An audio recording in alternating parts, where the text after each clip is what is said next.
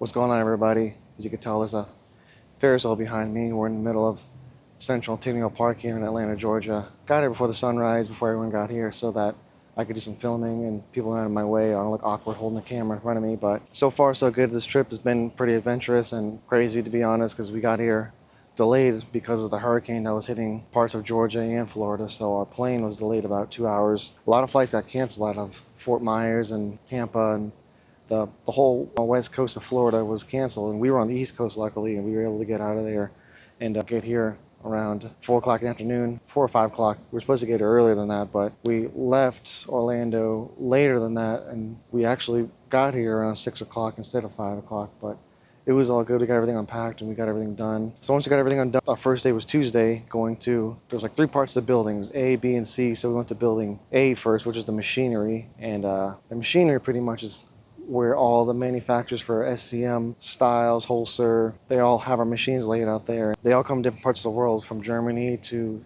Italy, a couple Chinese people here and there, but they're not as big as Europeans. Europeans run the game in the woodworking machinery when it comes to beam saws, CNCs, and we wanted to see what new technology they have. I was eager to see any AI-driven machinery here. Styles had a nice down machine that we're working on, and I could really see AI taking over these machinery within the next 5 to 10 years. It's just going to take some time and fixing here and there because it's not perfect. It's got some flaws.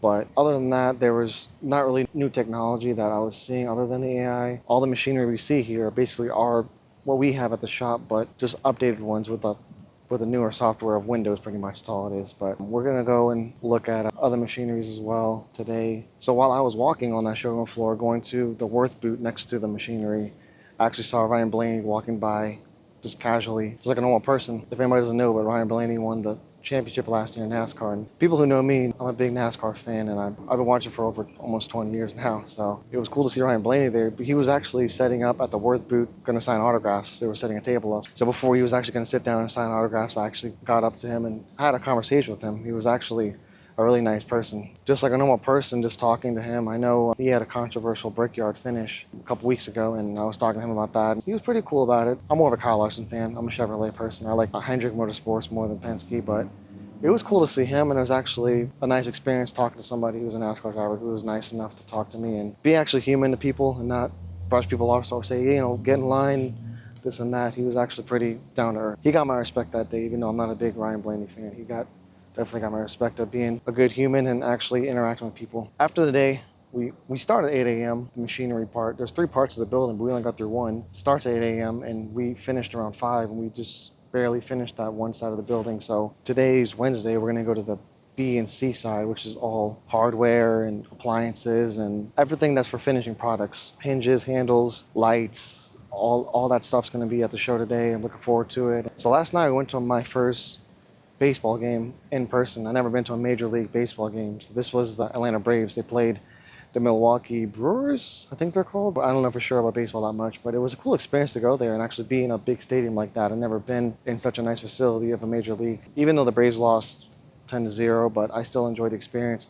I also caught a ball, which was pretty cool. After every inning, the players come to the dugout, and we sat right in front of a dugout, and there was a little kid in front of me waving at the player trying to get a baseball, and he actually threw one. One of the baseball players threw one, and it came right at me, and I actually caught it. I have no use for baseball, so, the kid wanted it more than me, so I actually handed it to him after, and it was pretty cool. Everybody's like, hey, you did the right thing, that was nice of you. I was like, I have no use for the baseball. He wants it more than me, so I might as well give it to him. But it felt good, kind of get back to the kids. But it was definitely an experience going to that event. It was a Monday night, and people packing the field out there. It was crazy. The sun's coming out, I can keep walking this way. It was crazy seeing how much fans and how much revenue that place takes for just one night at a baseball game. I went to the souvenir shop, and it was just packed of people. It was crazy. It was definitely something you don't see every day. In Orlando, we don't have a baseball team, so we don't see it every day. And it was cool to see that. I'd like to go see an Atlanta Falcons game too. That's in the Mercedes-Benz Stadium. I think that'd be a cool thing to see as well. Maybe one day, maybe when I come back. But sorry, I'm gonna go head up and get some breakfast. This is going to be day 2. I'm going to walk around on the B and C side building, and I'll give you guys an update. I can't really talk while I'm on the show because I'm talking to a lot of people that I know from the vendor side and from all the companies. So I'm head out of here. The sun's about to come up. I'm going to go get some breakfast, but I'll check back on with you guys later. See ya.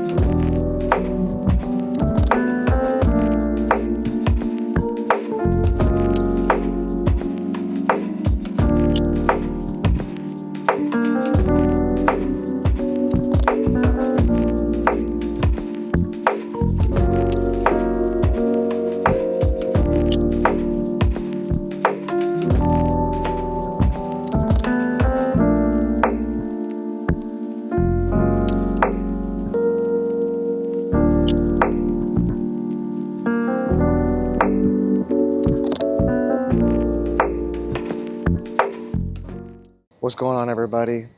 As you see behind me is the Georgia Aquarium. If I turn this way, you got the Coca Cola Museum there. I couldn't get to the park. It's not open till 7. It's about 6:45 right now. The sun's coming up, and it's actually pretty nice being out here with not everybody running around and being in front of you. You can take a lot of good photos, a lot of videos while the sun's coming up. I got some good shots this morning, but I figured I'd talk to you guys before I go and grab breakfast. Today's our last day. We gotta go back to Orlando. Had a nice couple of days here in Georgia, and what Atlanta had for us with the city and all the everything around us. It's quite nice and peaceful being here this early because nobody's here. I'm the only one, and I was able to find access inside the park. It's called Pemberton Park, I think that's what it's called. So we're doing a video here. I might as well do it before the sun rises. And we just went through day 2 yesterday at the show. It was more of hardware and doors. We did a lot of checking out on what's new and what's really trending with the hardwares and stuff like that, whether it be for kitchens or closets, things of that sort. The one thing that stood out was the sliding doors. What happens is they open up like a regular door, and then they slide onto the side of the cabin, which makes it pretty cool. That way the door is not in the way whenever you're working in the cabinet pulling things out. I think every company had that in their booth, whether it was Bloom or Harder Resources, Hoffel. I think everybody had their own set of those sliding doors that go to the side. I think it's a new trend of what they want in closets and kitchens and whatnot. We haven't developed fully how to put that in the system, but I'm sure when I go back, I'm gonna have to go through the Cabin Vision program or whatever program I'm working on and integrate those sliding doors into the cabinets. There was also sliding countertops. That was a new trend they had. If you have like a bar top, you could slide out the extension. Say you want to make a bar top over the countertop, or say you got guests coming over, you want to put up a lot of chips and drinks on the tables, people can walk by and grab it. It's kind of cool having that little slide out. They also had a 360 pivot slide out, which was pretty cool too. The one thing I really liked was the glass door cabinets for wine, and also the glass door for the closets. I think that was really cool with the LEDs inside. I'll show you guys some more footage about that. That really stood out to me. I know that takes a lot of time to do that too. I finally found somewhere to set this camera on without holding it in my hand because I just feel awkward holding it, looking like an idiot while everyone's looking at me. But it was actually nice to go to the Coca Cola factory yesterday too after we went to the show. We've never actually been inside that museum. It has a lot of history of the brand and how it started, and also what other brands look like. What other Coca-Cola brands look like in the other side of the world, like Japan and India and those places. They have a lot of different flavors that you could try. They had my favorite flavor, which is Surge, but they had a grape one, which was okay. I like the original Surge better, but that was a cool thing. They have a vault in there, but I don't really know that's the real vault or not, but it looks pretty cool. Had like a big handprint on there. I don't know if that's where they keep the recipe, but I don't think they have it there. I think it's somewhere else, but it looks like a duplicate. But all in all, it looks pretty cool doing that. And as you can tell, there's Georgia Aquarium behind me. The Coca Cola Museum's right in front of me. We're enjoying this last couple hours we have here in Georgia, and then we're gonna head back to Orlando this afternoon. Apparently I got kicked out of the park, and they had a gate open, but I thought I could stay here, but the Coca Cola person kicked me out. But I don't know. We got a couple good footage while we're here. Walking out of here now. I don't want to look like an idiot. Hold my phone. I don't know if you can tell behind me. There's Coca-Cola there, restaurant over there. I don't know. It is what it is. I don't really get mad if someone kicks me out of somewhere. I just go about my business, do something else, or go some other place to film. But it's a cool place. I got some footage there.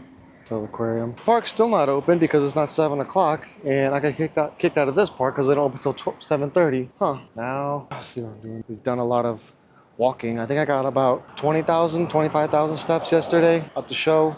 And then the day before was just about the same. My feet are killing me. After yesterday, my feet were killing me a lot. And this is one thing I like about waking up early, is that there's nobody on the streets. There's nobody in your way when you're taking photos or videos. Nobody interrupting you unless you're in a park that you're not supposed to be at when it's not open yet. Get kicked out of there. Happens. But that's just one thing I don't know. It's just something I enjoy doing, is waking up earlier, because you just beat everybody to the day, and just a simpler task getting to work or getting to wherever you need to be, because there's no traffic, there's nobody on the road, nobody walking in your way or interrupting you. Most people don't get up to like 7 or 8, so I'm up at like 5, 6 a.m. Just something I like doing. Here we go. Sitting down right here. So after the Coca Cola visit to the museum, there was actually a party that styles one of our machinery that we buy. They hosted a party for us, and everybody around the United States, I think around the world, came and reunited, had like a happy hour and dinner. We all got together. It was actually fun meeting everybody around the world and actually talking to people and what's their experience with the machinery and what they have. And we also have people where we sold machinery to. We talk to them as well, and they have kids that are my age. It was actually really fun and exciting to meet those people and know that there are people my age that's in the industry and that are not. A lot of people that I'm working with are older, in their 60s or 50s, that are close to retiring. It was nice to have people my age that were in the industry to talk to and understand what they're going through with their struggles, how me and my brother are with having short staff with operations and doing 20 things at once. So they have the same problem too, but they had also solutions as well for it, having hired help and having other companies step up and help you with payroll and with office management and things like that. It was quite nice to have everybody. Also, my dad had friends there too that he's known for over 30 years that were there too. It was also nice to have everyone get together and talk, because we barely get together at all because everybody lives in separate parts of the world. Some live in England, some live in Texas, some live in North Carolina, some live close like Tampa. I know we have a good friend, Alex, who lives in Tampa, another good friend that lives in Tampa as well that came here too. It was fun to have everyone put together here and have a good time and have a drink and enjoy everyone's company and talk about what's the next step, what's next in this industry, and what we're hoping to see next time we come here. I think AI would be the biggest thing next year. Having that technology would be something that we would benefit from. Like, say I would take a picture of a room, I think the AI would measure out everything from plumbing to electricals, how high the plumbing is from the ground or the electricals from the ground, also wall to wall, and also how high the ceiling is. I think in a couple of years AI could do that, where you could just take the picture and it's much easier. I think I was asking around everybody what they thought about it, because I use it a lot for video editing and for photos and also doing all sorts of stuff I use AI for. It's just easier to use. And hope to have as much people as last time. I think we had a bigger show this turn than 2022. Every 2 years we come here, then I go to Vegas for the odd years. But all in all, this is a good learning experience, good way to build relationships with people that my dad knows, and I want to get to know them better and also have new people that are in that company get to know them as well, because they're the ones I'm going to be talking to in the future. And it'll be definitely interesting to go from here. Also, one more thought I wanted to talk about too was, I think with everything I've seen with robotics and AI, it's very tough to get in this business. We all were agreeing with that last night. It's very tough to get into the woodworking or millworking business because it takes a lot of money, and it's going to take a lot of sacrifice to build that successful business. One of the guys at the party last night was saying something that was pretty clever. He said, if you want to make $1 million, you got to have 2 million, because you got to be willing to burn at least $1 million on the business, buying machinery and buying all the supplies and hardware and materials. That's just how it goes to business. It just takes money to make money. And my dad taught me that all my life, and everyone else agrees with him too. And I agree with him as well. I mean, whether either look at the podcast, the podcast itself, I'm about almost $4 or $5 grand in the hole just for that. And we haven't even started doing full time yet. It's just something that is tough in this economy and tough in this times with everything being so expensive.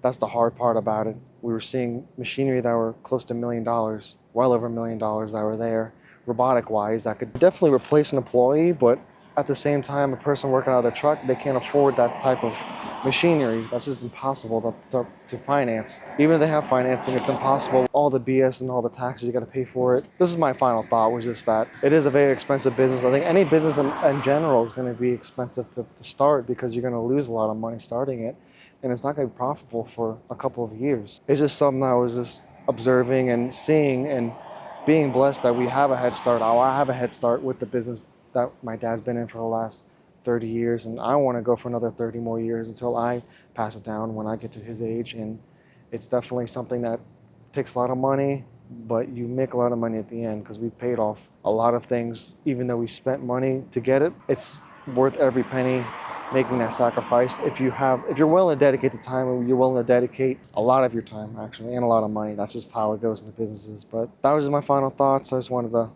tell you guys that. I'm gonna head out of here. I gotta go back to Orlando. I gotta catch a flight. Appreciate you guys staying for this long. If you stay for the whole video, leave a like, subscribe. You'll see more content, more vlogs. I'm gonna go back to Orlando, do some more podcasting, and get things rolling with that, and also catch up on a few things at home too. But I'm gonna head out of here, so I'll talk to you guys later. See ya.